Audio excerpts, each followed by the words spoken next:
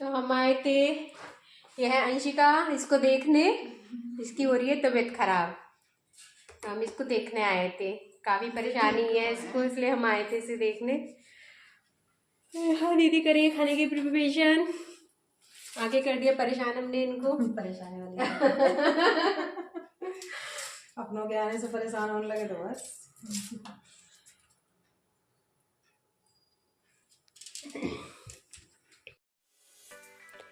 1 बजे करीब तो हम दीदी के घर पहुँचे ही थे। फिर दीदी ने कहा खाना ही खा लेते हैं डायरेक्ट। मैंने कहा हाँ दीदी खाना ही खा लेंगे, खाने का टाइम ही हो गया है। तो दीदी ने यहाँ रोटियाँ सेकी, खाना बना ही चुकी थी। फिर दीदी, जिया जी और शैलेन खाना खा ही चुके थे। फिर मैंने कहा चलिए दीदी आप इतने हाथ धो रही हो, मैं रोटी सेक देती हूँ। फिर मैंने यहाँ पे चलिए एक वो वाली लास्ट रोटी मैंने ही सेक दी वो। फिर हम दोनों ने भी कहा चलो हम भी खाना खा लेते, काम निपट जाएगा। फिर यहाँ पे देखिए दीदी खाना लगा रही थी। मैं कह भी रही थी लाओ दीदी मैं लगा देती हूँ। दीदी कह रही नहीं लाओ मैं लगा रही हूँ, आप बैठो चल के। मैं अपने ब्लॉग में लगी हुई थी, मैं कहा लाओ मैं ब्लॉग ही बना लेती हूँ। तो बस यही चल रहा था हमारे दोनों के बीच में। तो मैं यहाँ से यहाँ आपके साथ उनका थोड़ा सा घर का होम टूर शेयर कर रही हूँ। ये पोर्शन उनकी दीदी का भी ऊपर कुछ टाइम पहले ही बना था, ऊपर कोई रहता नहीं था। तो दीदी ने अभी जाड़ों में आके शिफ्ट हो गए, ये विंटर्स में आके ऊपर ही शिफ्ट हो गए थे। ऊपर का खाली पोर्शन पड़ा रहता है, कोई नहीं रहता यहाँ पे। तो फिर दीदी ने ऊपर ही शिफ्ट कर लिया है। वैसे शिफ्टिंग तो खैर दोनों ही जगह है, ऊपर नीचे दोनों में ही है रहना सहना। तो मगर यही है कि कहते हैं जहाँ रहने लग जाए इंसान वहाँ साफ़ सफाई भी रहती है।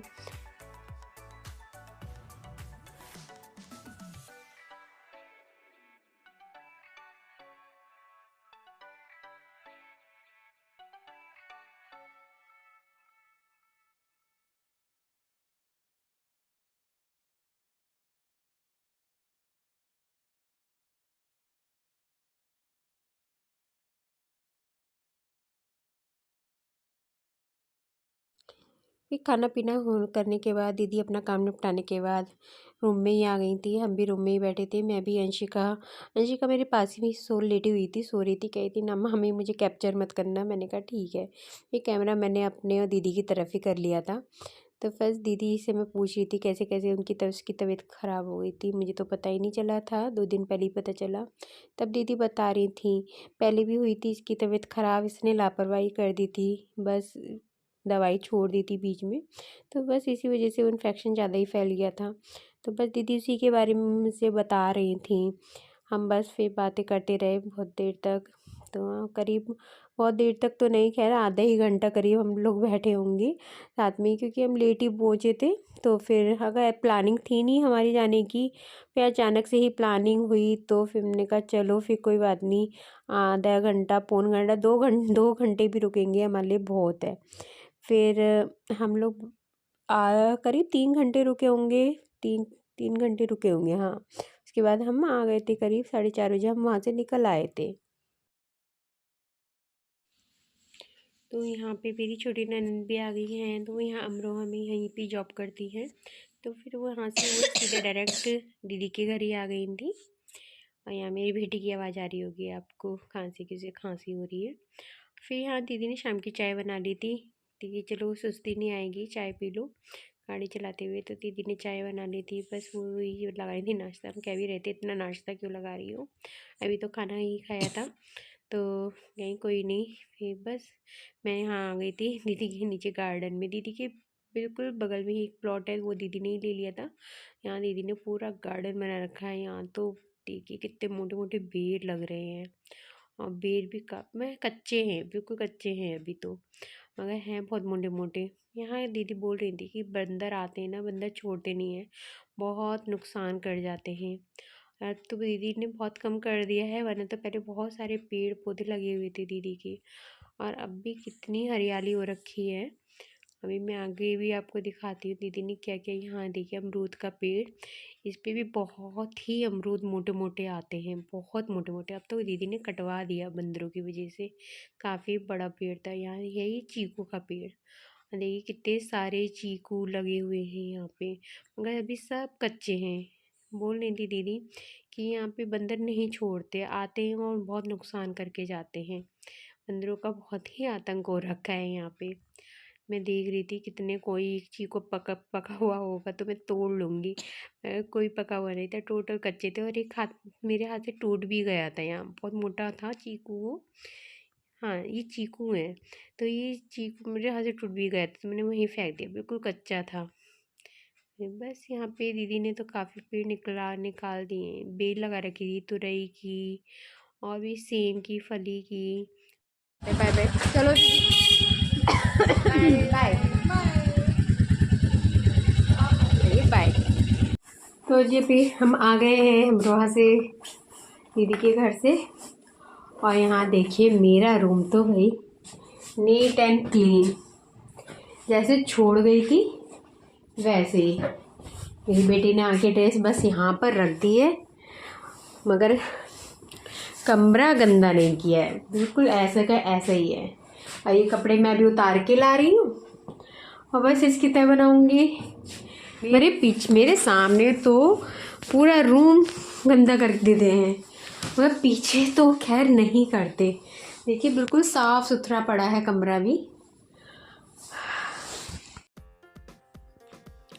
मैं कपड़े भी उतार के लेके आई थी, जो कपड़े गीले थे वो एक तरफ कर दिए, जो सूखे थे वो मैंने फिर उनकी तय बनानी शुरू कर दी। तो मैंने अपनी बेटी से भी कहा कि चलो अब पढ़ लो बेटा, बहुत टाइम हो गया है, आज तो कुछ पढ़ाई भी नहीं हुई है।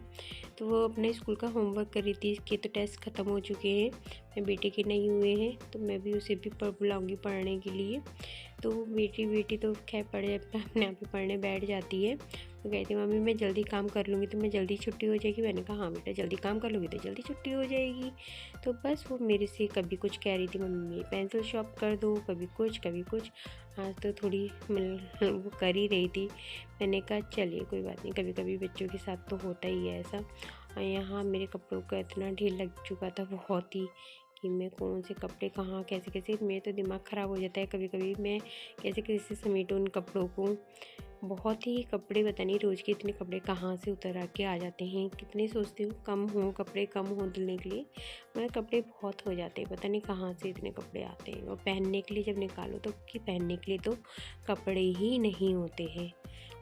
और कहीं जाओ तो जी हमारे पास कपड़े ही नहीं है, क्या पहने क्या नहीं पहने, जबकि कपड़ों के ढेर लगे पड़े हैं। कपड़ों के तो पूछो तो कितना ढेर लगा हुआ है। यहाँ मेरी बेटी मेरे से कुछ बात भी कर रही थी, मैं आगे आपको उसकी बातें सुनाती हूँ वो क्या क्या कह रही थी।